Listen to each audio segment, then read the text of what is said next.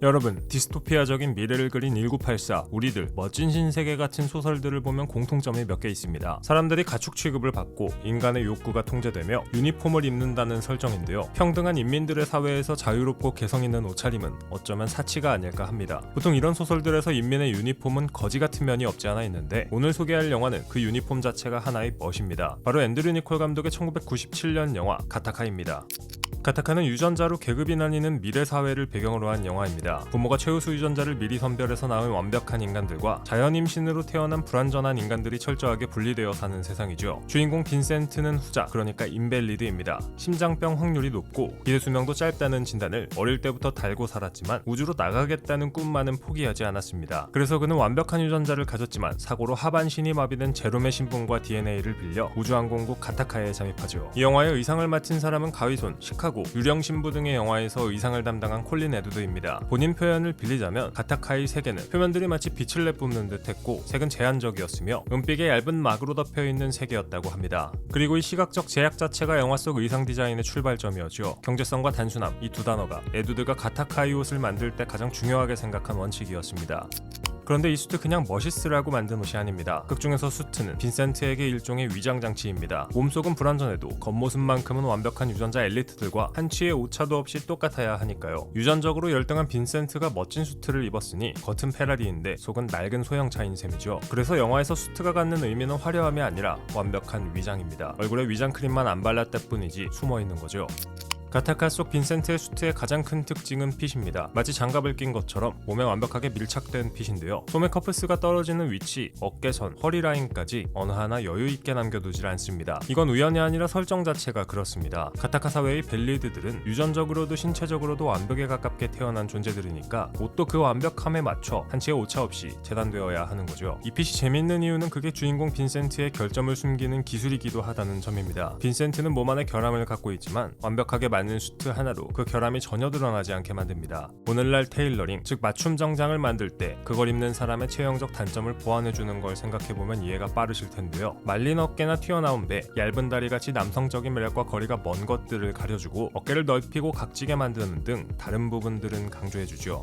색은 철저하게 절제되어 있습니다. 짙은 그레이와 블랙이 기본이고 여기에 흰 셔츠와 패턴이 있는 타이가 대비를 이루는 정도입니다. 화려한 패턴이나 튀는 컬러는 등장하지 않습니다. 채도를 낮추고 색상수를 줄이고 표면에 은은한 광택을 주는 방식으로 차갑고 완벽한 미래라는 인상을 만들어냈습니다. 빈센트뿐만 아니라 영화 속 다른 캐릭터들이 입은 수트의 색도 썩 화려하진 않고 오히려 칙칙하다는 인상을 주죠. 이 컬러 선택은 단순히 미래적으로 보이기 위한 선택이 아니라 캐릭터의 감정을 억누르는 장치이기도 합니다. 가타카 속 사회는 감정 표현이 억제된 사회입니다. 이렇게 표현이 억제된 사회는 역사 속에서도 존재해 왔는데요. 중국 문화대혁명 시기 마오쩌둥과 홍위병은 인민복을, 대학살이 일어난 크메르 루즈치아의 캄보디아에서는 검은색 옷을, 스탈린 치하의 소련에서도 칙칙한 컬러의 옷을 입었습니다. 화려한 색이 감정과 개성을 드러내는 하나의 장치라면 무채색은 그 반대인데요. 그런 의미에서 영화 속 짙은 그레이와 블랙은 이 사회가 개인성을 얼마나 눌러담고 있는지를 나타내준다고 할 수 있습니다. 바꿔서 생각해보면 가타카 속의 미래 사회는 모든 인간이 우월한 유전자라는 기준에 의해 통제되고 자유를 잃어가는 상황이죠.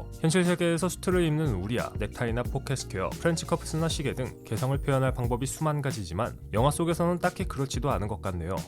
그런데 가타카에서 빈센트가 입고 있는 수트, 지금은 잘 볼 수 없는 더블 브레스티드 수트입니다. 이 영화가 그려내는 미래는 1930년대에서 50년대 사이 클래식 테일러링에서 시각적 뿌리를 가져왔는데, 더블 브레스티드는 그 시대성을 가장 직접적으로 보여주는 아이템입니다. 넓은 가슴판과 각진 어깨선, 그리고 몸을 감싸듯 여며지는 두 줄의 단추 라인이 만들어내는 실루엣은 확실히 격식있고 권위적인, 그리고 남성미가 넘치는 인상을 줍니다. 빈센트가 입은 셔츠의 컬러도 지금 유행하는 스타일과는 달리 매우 큼직하죠. 흥미로운 건 이 박물관에서나 볼 법한 클래식한 실루엣이 오히려 미래를 표현하는 데 사용됐다는 점입니다. 보통 SF 영화라고 하면 이런 느낌을 떠올리기 쉬운데 가타카는 그 반대로 같습니다. 과거의 클래식 테일러링은 극단적으로 정제해서 시대를 특정할 수 없는 초시간적 미래를 만든 거죠. 이게 오히려 25년이 지난 지금 봐도 옷이 하나도 촌스러워 보이지 않는 이유입니다. 트렌드를 따르지 않고 클래식의 정수만 남겼기 때문이죠.